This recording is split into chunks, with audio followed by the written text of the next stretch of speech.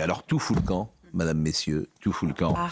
Et je l'ai appris dans le Parisien, l'argentier de l'Élysée est soupçonné d'avoir subtilisé une centaine d'assiettes, tasses et autres objets classés dans le but de les revendre à un jeune collectionneur passionné de porcelaine. Leur stratagème mené pendant plus de 2 ans a été découvert cette semaine. Ils ont été interpellés par des gendarmes. Alors, il s'appelle Thomas M. Il est soupçonné d'avoir dérobé plus d'une centaine de pièces de porcelaine servant à la réception des grands dîners d'État et autres agapes. Alors, il connaissait bien ces pièces puisque c'est lui qui, depuis 5 ans, avait la charge de dresser les tables au millimètre. On voit ça parfois dans les reportages.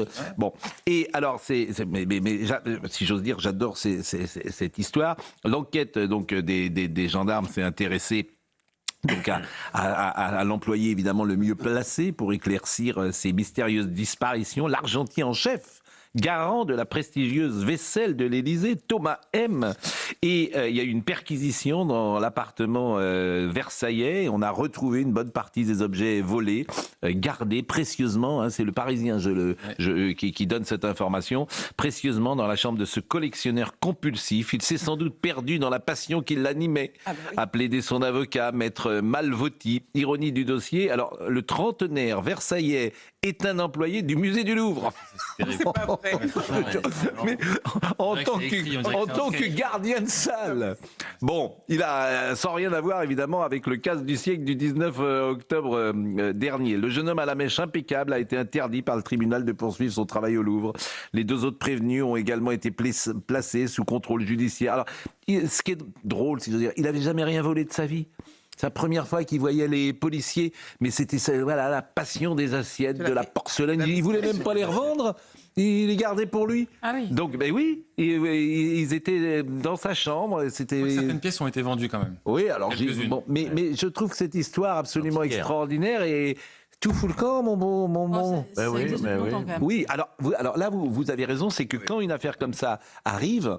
Je me dis, mais ça doit arriver depuis la nuit des temps, les gens qui partaient avec des assiettes. Giscard racontait ça un jour. Mais on était avec Catherine Ney tout à l'heure sur Europe 1. Elle n'a pas voulu donner une information. Elle connaît un ministre qui est parti avec 2 fauteuils de la République chez lui et ils sont allés les récupérer chez lui.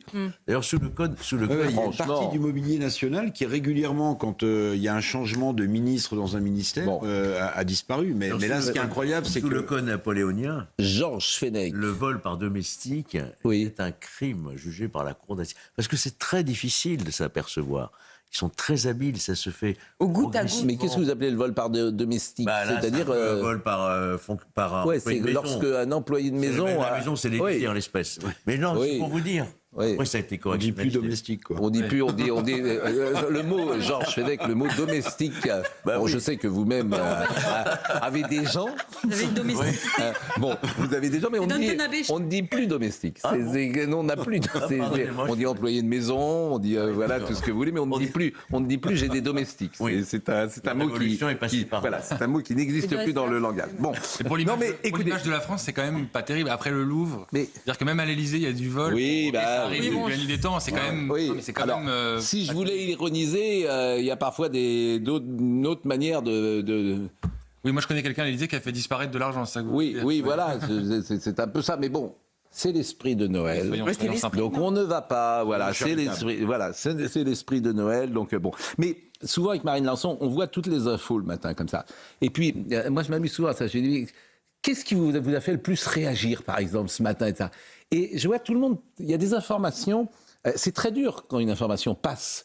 Et il y a des informations, tout le monde les chope, tout le monde les retient. Et Marine fait dire ce matin, mais vous avez vu? Elle me dit oui, incroyable. Je dis, on va parler de ça. Parce qu'effectivement, c'est des informations qui intéressent tout le monde et qui font parfois sourire ou pas. Et cette info nous a fait sourire. L'autre info, qui n'est pas une info d'ailleurs, mais l'autre belle histoire, c'est cette histoire, parce que M. Cotillard était hier sur le plateau de Laurence Ferrari, cette affaire du loup. C'est génial, le loup. Pourquoi c'est génial? Parce que c'est artisanal, c'est la créativité. C'est une personne qui a inventé une petite histoire, un scénario. Et cette histoire du loup, du mal-aimé, ça a été vu par 1 milliard. Et c'est un studio français. Regardez, et écoutons la musique de Claude François. Écoutons. Que jour.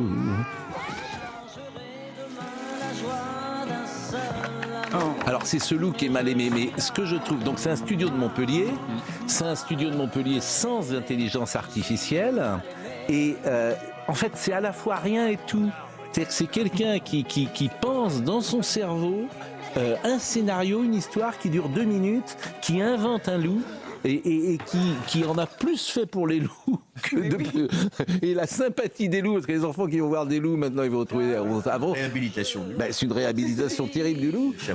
Avant on avait peur du loup et maintenant on n'a plus peur du loup, et je trouve ça, c'est le génie français, c'est la créativité française. Donc il y a aussi des choses positives parfois dans ce monde, dans cette France. Pascal, aussi pour Éric Revel. Regardé à plusieurs reprises comme un gamin, c'est qu'on est dans un monde violent et là on nous propose un monde de douceur. Un monde tranquille. Oui. Et oui, mais c'est tout ça aussi qui fait que mais moi j'ai envie de l'acheter cette peluche du loup, parce qu'elle est, mais elle va être commercialisée. Alors l'année prochaine, malheureusement, elle n'est pas prête, elle ne sera pas prête pour le. Mais on peut le revoir. Moi je trouve qu'il est pas faire fabriquer. Vous qui avez des petits enfants, ils l'ont vu par exemple. Quel âge a le plus grand? 5 ans et demi. Je ne l'aurais pas montré. Moi je leur lis plutôt l'histoire de Marlaguette. Vous savez, c'est le loup qui devient végétarien et après il dépérit. Alors il remange des oiseaux. Ah ouais, non, mais là, franchement, comment il s'appelle ce loup, vous dites? Marlaguette. Vous connaissez pas l'histoire de Marlaguette du Père Castor? C'est génial. Non, elle lui fait manger, elle lui dit arrête de manger des animaux, c'est pas bien. Ouais. Il dépérit. Il y a un vieux bûcheron qui va la voir et qui lui dit non, les loups ont besoin de manger de la viande, tu peux pas le faire dépérir. Et donc il se remet à manger. L'autre génie français, c'est Thomas Bonnet. Le succès d'une publicité comme celle-là, il n'y a qu'en France où on a un débat autour de cette pub pour savoir si elle est de droite ou si elle est de gauche. Ça, je trouve ça fabuleux. Ah non, mais vous avez pas vu ça? Ouais. Bon, tout le monde fait une lecture politique de cette publicité. Non, Émeric Caron dit fait une lecture politique parce qu'il dit que c'est non, mais écoutez, franchement, ça fascinant, il n'y a que chez nous. Mais voilà, ce loup, j'adore ce loup. Alors, il y a des lectures politiques. Exactement, moi j'adore ce. Regardez comme il est mignon, ce loup. T'as envie, jamais. Et puis c'est un loup debout. C'est pas un loup. Et puis des petits personnages, c'est tout formidable, vraiment. Donc, est-ce qu'on peut écouter Monsieur Cotillard? Il est président des Trois Mousquetaires. Des Mousquetaires, des Trois Mousquetaires, des Mousquetaires. Président des Trois Mousquetaires, président des Mousquetaires d'Intermarché. Et il était chez Laurence hier, Ferrari, et c'est un truc extraordinaire. Vraiment, c'est un truc extraordinaire. Ils doivent être verts d'ailleurs, les Leclerc, les Auchan. Michel Hubert Leclerc a rendu hommage. Oui, un hommage un peu. Oui, t'as raison. Il aurait préféré que ce soit la pub chez lui, mais bon. Bon, écoutez, Monsieur Cotillard, qui était chez Laurence hier. Monsieur Cotillard. On a perdu le contrôle de la situation, quoi. C'est un truc de fou. On a ce côté imprévisible que ça sorte de la France, on l'a pas vu venir. Vous savez, c'est quand même 1 milliard de vues. 1 milliard de vues. 1 milliard. Donc il y a quelques jours, je disais que c'était l'objectif, et je peux vous le dire, ce soir, on l'a fait. On a fait 1 milliard de vues, donc c'est juste, c'est fou. Et puis, j'ai envie de vous dire, notre bonheur ou notre kiff, c'est que finalement, ça nous a échappé. C'est-à-dire que tous les Français et beaucoup de gens dans le monde ont finalement apprivoisé ce petit loup. Contre-pied un peu de ce qui est la tendance, hein. Beaucoup de grandes marques, notamment américaines, ont utilisé l'intelligence artificielle. On a fait le choix inverse. C'est donc illogique. Une société à Montpellier, ça fait quand même 1 an que 70 personnes travaillent d'arrache-pied pour faire ce petit chef-d'œuvre, et on en est hyper fiers parce qu'on se dit... on croit plus finalement, et ça nous correspond, nous les mousquetaires, on croit plus à une émotion qui soit générée par l'humain qu'un robot. Et donc c'est un peu la morale de cette histoire. Et puis il y a le message de fond, c'est luttons contre l'exclusion et soyons tous autour de la table de Noël. Bon, il y a 70 personnes quand même qui ont travaillé, c'est ce qu'il nous apprend. Moi je voudrais cette société montpelliéraine, elle est extraordinaire, quoi. Il parlait de l'intelligence artificielle, il y a une marque de fast-food américaine qui a utilisé l'intelligence artificielle pour un clip de Noël de la même manière. Il y a eu tellement de mauvais avis qu'ils ont été obligés de retirer la pub. Donc ça dit beaucoup aussi sur l'accueil que réservent les gens sur les spots, qu'ils soient faits avec l'IA ou non. Alors, après la réhabilitation du loup, est-ce qu'il y aura la réhabilitation du fennec? Joli. Voilà, renard, on veut dire. Le petit renard, bien évidemment. Bon. Je suis sorti de mon terrier, vous savez. Bien évidemment. Bon, alors, après ces actualités peut-être plus légères, on va revenir, je le disais, à ces commissions. Oula. Ah mais oui. Ah mais c'est Georges. Ah mais bon, mettez ça. Ah, oui. C'est ça, cette musique, Georges, c'est la musique de Mendelssohn qui arrive, qui tombe du ciel, c'est l'esprit de Noël. C'est la musique du ciel, celle-ci. Ça, c'est oui, parce que notre ami Georges, effectivement, on sera là le 31 janvier pour votre... Vous êtes invité, ainsi que nos amis. pour votre mariage. Voyons l'audition d'hier. Alors c'est un peu moins... J'en ai un petit peu assez pour tout vous dire de cette actualité, mais c'est ainsi. Patrick Cohen, Thomas Legrand ont été auditionnés ce jeudi après-midi dans le cadre de la commission de l'audiovisuel public. C'est vrai, c'est ce que je disais tout à l'heure, c'est vraiment les donneurs de leçons qui sont sur le grill. Les rôles sont inversés. Et rien que pour cela, monsieur Aloncle, il faudra vraiment le remercier. Oui, mais alors là, Georges Fenech. Moi, je trouve véritablement inapproprié l'intervention d'un président de l'Assemblée nationale. On en a parlé hier matin fortement. Mais elle devrait être entendue, madame. Non, mais très franchement, la commission d'enquête, elle est indépendante. Mais je sais. Qu'elle se permette de dire, toute présidente qu'elle est, 4e personnage ou 5e de l'État, de faire remontrance à une commission d'enquête qui fait son travail. Vous l'avez salué d'ailleurs, monsieur. Georges, je pense... Il y a un problème. Mais non, Georges, je trouve ça très bien, au contraire, qu'elle ait parlé. Je trouve ça formidable, les réactions des autres. Ça montre tout. Ils sont en plein désarroi. C'est la première fois que ça leur arrive. Ils ne savent pas ce qui arrive. Je trouve formidable qu'elle ait parlé comme ça. Je trouve les masques tombent.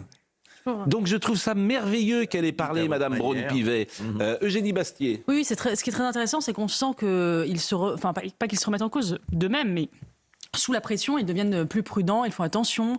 Hier, par exemple, vous avez une publication qui a été publiée sur le, vous savez, Slash TV. C'est la plateforme destinée aux jeunes de France Télévisions. Ils ont fait une vidéo faisant la promotion d'une actrice qui vendait ses photos sur OnlyFans. C'est un site pornographique où vous achetez des photos, vous vendez votre corps, en fait. Et Slash TV avait fait la promotion de cette actrice en disant c'est formidable, elle gagne 20 000 euros par mois. Enfin, imaginez, à destination de la jeunesse. Ça a été dénoncé sur les réseaux sociaux et immédiatement, la direction de France Télévisions a fait retirer la vidéo, a convoqué les auteurs de la vidéo de Slash TV. Donc ils sont quand même assez sous pression, ils font très attention maintenant. Et donc effectivement, il y a une vertu de cette commission, c'est d'avoir un peu inversé les choses et et je pense que ça aura des effets sur le long terme sur un rééquilibrage du service public. Vous avez parfaitement raison. Les 3 mois qu'on vient de vivre, grâce à notre antenne, disons-le, grâce effectivement à ces projecteurs qui ont été placés sur la manière de fonctionner du service public et l'information telle qu'elle est faite, relayée par cette commission d'enquête, moi je vois déjà ça change. Le plateau de France 5 le soir, comment s'appelle cette émission ? C'est ce soir. On vous invite. On voit bien. On invite Alexandre Delvecchio. Moi, j'ai été dans un plateau qui était remarquablement équilibré. Exactement. Donc, ils savent aujourd'hui que tout ça, et c'est normal d'ailleurs, le pluralisme doit s'exercer sur le service public. Donc, il y aura vraiment un changement. Je trouve qu'il y aura un avant et un après. Et il a été formidable, Charles Aloncle. Parce que d'abord, il est très intelligent, et ça se voit. Il est très précis, il pose des questions... Et pas du tout. Et quand vous voyez la réaction de l'espace médiatique, ils ne savent pas trop quoi faire, parce qu'ils ne peuvent pas trop l'attaquer, parce que comme il est très bon... Hier, ils l'ont fait quand même. Oui, j'ai regardé l'émission de Quotidien hier. Oui, mais... Franchement, c'était très à charge contre lui. Mais bien sûr. Sans raison... Mais comme vous dites, ça ne fonctionne pas. Ouais. Ça ne fonctionne pas parce que le type est bon, tout simplement. Ça ne marche pas. Et il respecte le règlement. Voilà. Et puis, ils étaient le pauvre Cohen qui était perdu hier, le pauvre diable. Voilà. Bon, alors, regardez ce qu'il disait, M. Cohen, d'ailleurs, parce que toute leur stratégie, c'est de dire on ne doit pas... poser ou on ne doit pas faire passer des enregistrements. Alors, ils traitent de barbouze, etc. Bon, alors voilà ce que disait Monsieur Cohen sur un enregistrement de Monsieur Wauquiez, qui n'était pas dans un amphithéâtre, qui n'était pas lorsqu'il a parlé dans une salle d'étudiants et vous vous souvenez, ça avait fait polémique, mais Monsieur Cohen à l'époque, il trouvait ça très très bien. Écoutez ce qu'il disait sur cet enregistrement. Résultat, et on l'a entendu, je le dis assez fermement, grâce à la saine curiosité d'un journaliste qui a eu la bonne idée de solliciter des étudiants pour voir ce que pouvait dire un personnage politique aussi important dans une enceinte universitaire. Je rappelle que c'est pas un bureau politique de LR qui a été espionné, c'est pas un rendez-vous secret. Une enceinte scolaire ou universitaire, c'est un endroit public. Bien sûr, la loi dit qu'on ne doit pas enregistrer les gens à leur insu, mais il y a une démarche journalistique, moi, qui me semble tout à fait légitime, et le résultat est très intéressant. Ben moi, je trouve qu'il y a une saine curiosité de savoir comment les deux attachés de presse du Parti socialiste, le tandem Cohen-Legrand, les Bouvard et Pécuchet de la profession, parlent. Par ailleurs, je n'ai jamais vu Jean-Michel. Je n'ai jamais vu Jean-Michel Apathy et d'autres journalistes de gauche critiquer Mediapart qui arrivent à se fournir. Je ne sais pas si vous avez vu les SMS qui se sont fournis. Ils ont eu les SMS de Marc-Olivier Fogiel avec l'attaché de presse de Nicolas Sarkozy. Oui. Enfin, d'ailleurs, je me demande même comment ils ont pu obtenir ces échanges, mais ils les ont publiés. Si c'est pas une atteinte à l'intimité, je sais pas ce que c'est. Mais bon, c'est une pratique que Édouard Plenel. Là, ça s'appelle être pris la main dans le sac. Si vous voulez. Les archives sont cruelles. Mais vous savez, je pense que comme ils ont dominé la scène idéologique et médiatique pendant des années, c'est eux qui donnaient le la, le do, le ré, le mi de ce qu'il fallait dire et il fallait penser. Je pense même qu'il est, au moment où il le dit, Wauquiez, il a été espionné. Et puis ensuite, il est devant la commission d'enquête et il dit mais c'est quand même un scandale de voler des discussions privées. En fait, je pense que ces gens-là sont sincères dans les deux cas.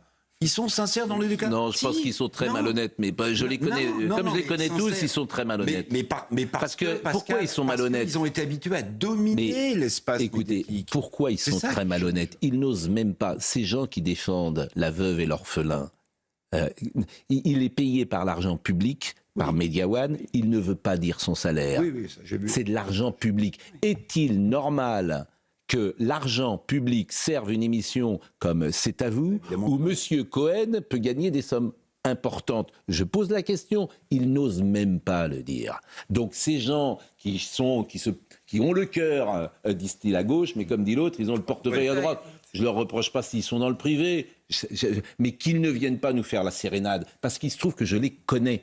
Et je sais comment ils agissent dans le privé. Je sais comment ils sont, comment ils se comportent avec les uns et les autres. Mais quand vous avez eu le complément d'enquête, vous-même, vous avez été enregistré. Mais vous savez. Tout ça n'est pas grave. Voyez. Non, mais la tout ça n'est pas grave. La période est hyper intéressante. Et je pense que le petit loup fonctionne parce que cette période nous dit que tout n'est pas blanc, tout n'est pas noir. C'est-à-dire qu'on a un loup qui est gentil, qui est mignon, et on a le service public aussi. Là, les masques tombent, effectivement, et on se rend compte de l'ambivalence et des petites stratégies dans un entre-soi qui donne effectivement le dos, le là, mais qui fait un mal à la société, mais monumental. Moi, j'aurais aimé, effectivement, et Eugénie a raison de dire, ces SMS qui ont été dévoilés dans cette affaire inouïe et scandaleuse. C'est Véronique Vacher. Je ne sais même pas comment Mediapart... Mais là, c'est Mediapart. Hier, Mediapart. C'est hier ou avant-hier ? Je crois que ça s'était publié en septembre, mais ils les ont ressortis il y a quelques jours. Et effectivement, alors là, les barbouzeries, tous ces noms-là, ça vient pas, dans le quotidien n'en parle pas. Ah oui, c'est Nicolas Sarkozy. Nicolas Sarkozy, on a le droit de taper. Vous savez que Édouard Plenel a écrit un livre où il se plaignait d'avoir été mis sous écoute par François Mitterrand. Il disait c'est horrible d'être mis sous écoute. On peut dire un mot de travers, un mot qu'on n'a pas forcément pensé. On est interprété. Et il a quand même justifié les écoutes de Nicolas Sarkozy avec son avocat. Donc vous voyez, c'est toujours la contradiction. C'est notre Tartuffe national. Édouard Plenel, c'est notre Tartuffe national. Donc lui, il est au sommet de la pyramide. Bon, écoutez Monsieur Legrand ce qu'il disait hier sur la justification, cette phrase, on va s'occuper de Rachida Dati, que disait-il ? Nous, on fait ce qu'il faut pour Rachida. Cette phrase, elle me choque. Elle me choque, et je comprends qu'elle choque. Mais elle me choque parce qu'elle est montée, parce qu'elle est sortie de son contexte. C'est toujours la même chose, elle n'est pas du tout sortie du contexte. En fait, toutes les phrases sont sorties du contexte. Par définition, une phrase, elle est dite et tout le monde a compris. Et c'est bien leur problème d'ailleurs, c'est qu'ils sortent laminés de cette séquence depuis 3 mois. Laminés, parce qu'ils sont... évidemment. L'affaire du Marais, il parle du Marais. Enfin, on a diffusé l'intégralité de la séquence. Ça va même plus loin que simplement on s'en occupe. Quand vous voyez hier, pendant 4 heures, Monsieur Cohen, 2 heures d'ailleurs, pendant 2 heures sur le grill, évidemment que ça ne leur plaît pas du tout. On leur pose des questions, je vous dis, les rôles sont inversés. Et d'ailleurs, Monsieur Cohen, il avait écrit son petit papier au départ, il croyait que c'était un éditorial, et puis après, il était noyé. Quand il n'y avait plus d'écriture, il ne savait plus quoi dire. Bon, il a cru qu'il allait faire son édito. Non. Il y avait Charles Allon. Édito dans le sujet. Voilà, donc, mais bien sûr. Il parle de Trumpisme, vous avez vu, il a dit c'est Trumpisme. Alors ça, c'est vraiment leur boussole, c'est Trump. Il voit Trump partout. Mais il y aura un avant et un après. Ils sont très, très abîmés. Ne vous trompez pas, ils sont très abîmés. Oui, ils se soutiennent quand même. Hein, mais la bataille... Monsieur Cohen est toujours bien en place. Ah, mais elle va être très dure, la bataille culturelle. Oui. Évidemment, les petits télégraphistes de quotidien hier, ils soutiennent bien sûr, mais c'est pour ça que c'est très intéressant. Et ils ont eu Madame Le Camp du Bien et Madame Braun-Pivet, etc. Ah, là, il n'y a pas de souci. La bataille culturelle, elle va être très claire. C'est-à-dire, ils veulent garder leurs petits intérêts. Sauf qu'il y a des audiences qui sont en train de baisser. Hein. Bah, écoutez, après, quand il y a bataille, ils vont peut-être gagner d'ailleurs. Hein. Ils vont peut-être gagner, ils vont peut-être perdre. Mais en tout cas, avant, il n'y avait pas de bataille. Maintenant, ils sont effectivement challengés, comme on dit dans le sport. Il est 9h23.